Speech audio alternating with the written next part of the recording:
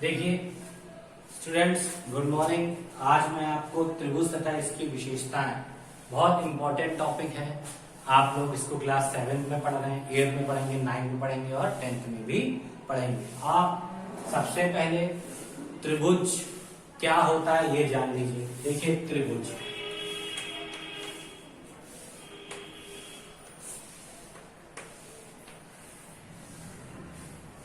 याद रखिए क्या होता है। त्रिभुज तीन रेखाओं द्वारा निर्मित किसी बंद आकृति को हम त्रिभुज कहते हैं।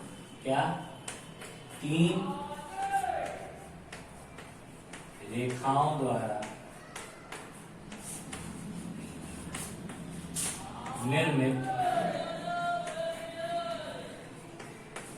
किसी बंद आकृति को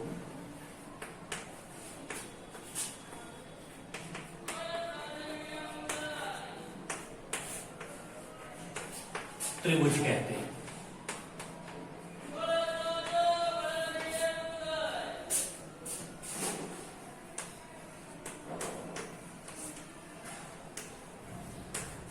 देखिए तीन रेखाओं द्वारा निर्मित बंद आकृति, एक रेखा ये हो गई, दूसरी रेखा मान लीजिए ये हो गई, और तीसरी रेखा अगर इस तरीके से खींच देते हैं तो ये आकृति बंद नहीं हुई। तीन रेखाओं द्वारा निर्मित बंद आकृति को तो बंद करने के लिए हमको इसको इससे मिलाना ही पड़ेगा। तो ये मेरा अभीष्ट क्या बन गया? त्रिभुज। किसी भी प्रकार का हो सकता है ये, तो इसे हम लोग त्रिभुज कहते हैं। अब त्रिभुज के प्रकार देख लीजिए।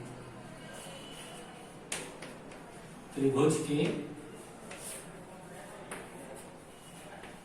प्रकार,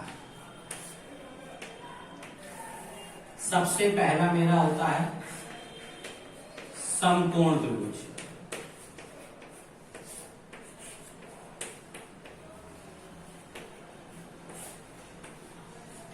समकोण त्रिभुज क्या होता है? देखिए इसमें एक कोण 90 डिग्री का होता है।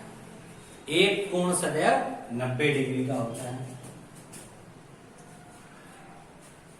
इसमें एक कोण सदैव 90 डिग्री का होता है। देखिए ये हो गया हमारा समकोण त्रिभुज। ये मैंने एंगल बी हमने कितने डिग्री का दिखा दिया? 90 डिग्री का। एंगल बी 90 डिग्री के होने की वजह से ये समकोण बन गया। इसको अगर इस तरीके से क्या बना लेते हैं, ये अगर 90 डिग्री का कोण है तो ये भी हमारा कौन सा कोण हो गया? समकोण। ऐसा नहीं होता है कि हमेशा इसी टाइप का फिगर बने। एक कोण अगर 90 डिग्री का है तो वो समकोण होता है। ठीक, अब इसमें देखिए इसकी विशेषताएं क्या होती है।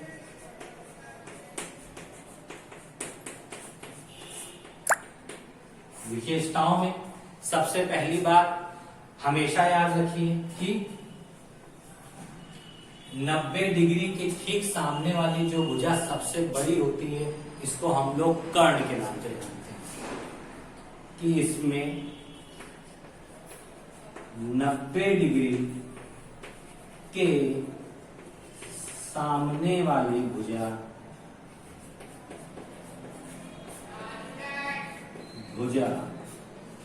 कर्ण कहलाती है।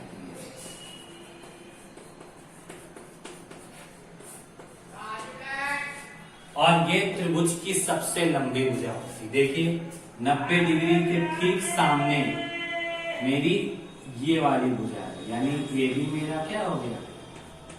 कर्ण हो गया। ऐसे ही 90 डिग्री के ठीक सामने ये भुजा है, तो ये मेरा क्या हो गया? कर्ण। और ये भुजा खड़ी है इसीलिए हम लोग लंब, और ये भुजा लेटी है इसलिए इसको हम लोग आधार मानते हैं। अब देखिए अगर फिगर इस टाइप का होता है तो आप लोग कहेंगे सर ये भी भुजा लेती है, इसको कर्ण क्यों नहीं माना? इसलिए नहीं माना क्योंकि समकोण त्रिभुज की विशेषता क्या होती है कि 90 डिग्री के ठीक सामने वाली भुजा हमारी क्या कहलाती है? कर्ण। और लंब और आधार आप किसी को भी मान सकते हैं। अगर ये आपने लंब मान लिया तो ये वाली भुजा मेरी क्या हो जाएगी? कोई दिक्कत नहीं ना? आप देखिए, अब बारी आई हमारा समकोण त्रिभुज का क्षेत्रफल। देखिए, समकोण त्रिभुज का क्षेत्रफल फॉर्मूला क्या होता है? 1/2। याद रखिए, आधार गुणे ऊंचाई या लंब गुणे आधार, कुछ भी कर लीजिए। आधार गुणे ऊंचाई, ऊंचाई को हम लोग लंब भी लिख सकते हैं। हो गया। दूसरा क्या होता है इसमें फॉर्मूलों का यूज होता है, वो है समकोण त्रिभुज ही एक ऐसा त्रिभुज है जिसमें पाइथागोरस प्रमेय लगती है। कौन सी प्रमेय लगती है इसमें? पाइथागोरस प्रमेय केवल और केवल समकोण त्रिभुज में कार्य करती है।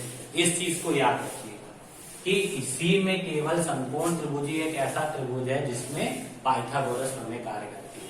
पाइथागोरस प्रमेय क्या होती है? कर्ण पर बना वर्ग,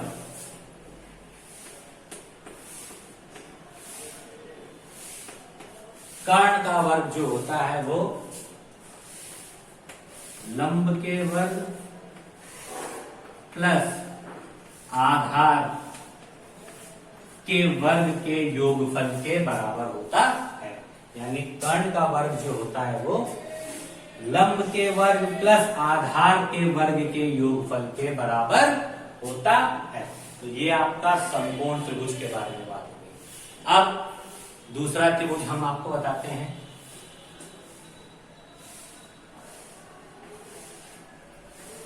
सम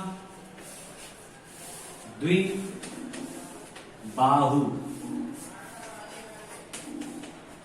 त्रिभुज। देखिए, सम द्विबाहु त्रिभुज क्या होता है?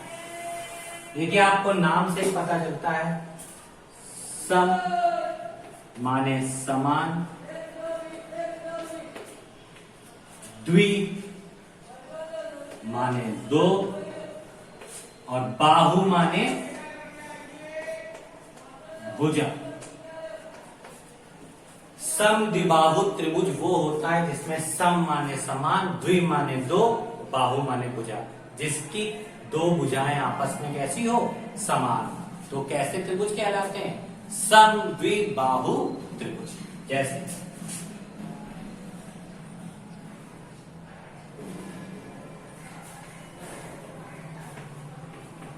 ये भुजा और ये भुजा आपस में समान हो गई, सम द्विबाहु त्रिभुज हो गए। अब ये कई तरीके से बन सकते हैं। समकोण त्रिभुज में भी सम द्विबाहु त्रिभुज आ सकता है। मान लीजिए कहीं से ये 90 डिग्री का कोण बन रहा हो और आपसे कह दिया जाए कि AB और ABC आपस में बराबर है, तो ये सम द्विबाहु समकोण त्रिभुज बन गया। तो कोई जरूरी नहीं होता कि ऐसी ही आकृति बने। आकृति किसी भी तरीके से बन सकती है। इंपॉर्टेंट होता है कि हमको समझना कि मतलब क्या है। सम द्विबाहु मतलब इसकी दो भुजाएं आपस में समान होती है। इसका क्षेत्रफल जब कभी भी निकालते हैं तो याद रखिए, जैसे मान लीजिए मैंने ये सम द्विबाहु त्रिभुज बनाया है ABC।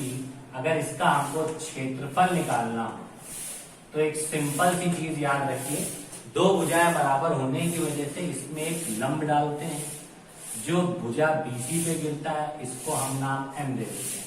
तो इसका क्षेत्रफल निकालने के लिए हमको ये भुजा और ये भुजा, तीनों भुजाओं को पता होना चाहिए, क्योंकि इसका क्षेत्रफल वही होता है जो समकोण त्रिभुज का क्षेत्रफल होता है। यानी इसका क्षेत्रफल होता है 1/2 आधार गुणे ऊंचाई। ऊंचाई को हम लोग लंब के नाम से भी जानते हैं।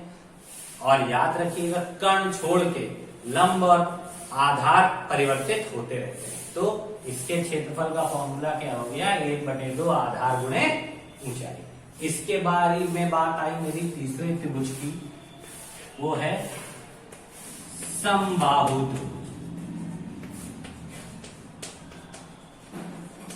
समबाहु त्रिभुज क्या होता है? सम माने समान, बाहु माने भुजा, जिसकी सभी भुजाएं समान। सम माने हो गया समान, और बाहु माने भुजा। ऐसा त्रिभुज जिसकी सभी भुजाएं समान हो तो वो त्रिभुज क्या बन जाता है? समबाहु त्रिभुज। समबाहु त्रिभुज क्या होता है?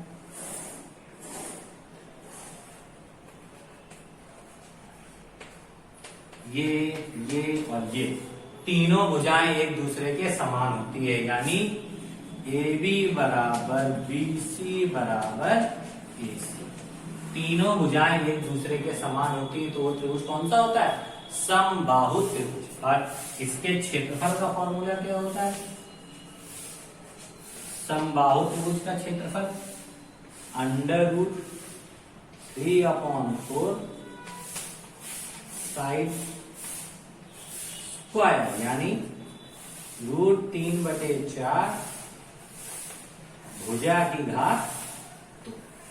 ठीक, तो ये हमारा समद्विबाहु त्रिभुज का फॉर्मूला हो गया। अब आपके पास सब त्रिभुज के क्षेत्रफल का फॉर्मूला पता चल गया। इसमें केवल एक त्रिभुज ऐसा बचता है कि इसमें इन सब त्रिभुजों के क्षेत्रफल में आपको 2 भुजाएं पता होंगी। चाहे जैसे इसमें तो तीनों पता होती होगी, सारी बराबर होती है, पर इसमें हो गई या समकोण त्रिभुज में हो गई, तो अगर 2 भुजाएं पता है तो हम त्रिभुज का क्षेत्रफल निकाल सकते हैं। परंतु अगर किसी त्रिभुज की तीनों भुजाएं पता होती हैं तो उसका क्षेत्रफल कैसे निकाला जाता है? तो उसके लिए याद रखिए कि त्रिभुज की यदि तीनों भुजाएं पता हो तो उसके क्षेत्रफल के लिए हम लोग क्या करते हैं? यदि त्रिभुज की तीनों भुजाएं पता हो, तीनों भुजाएं ज्ञात, तो त्रिभुज का क्षेत्रफल ज्ञात करने के लिए जो फॉर्मूला इस्तेमाल करते हैं वो ये होता है S minus A, S minus B और S माइनस C। अब ABC देख लीजिए क्या होती है।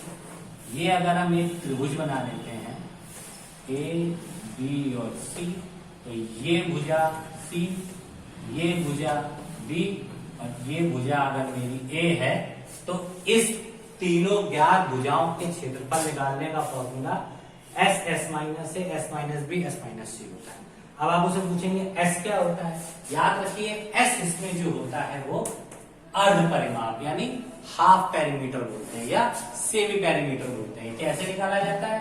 A plus B plus C/2। बस सेमी पेरीमीटर से निकाला जाता है। इसको हीरोन्स फॉर्मूले के नाम से भी जाना जाता है क्योंकि इसकी खोज हीरोन नामक साइंटिस्ट ने की थी, तो इसको हीरोन फॉर्मूले के नाम से भी जाना जाता है।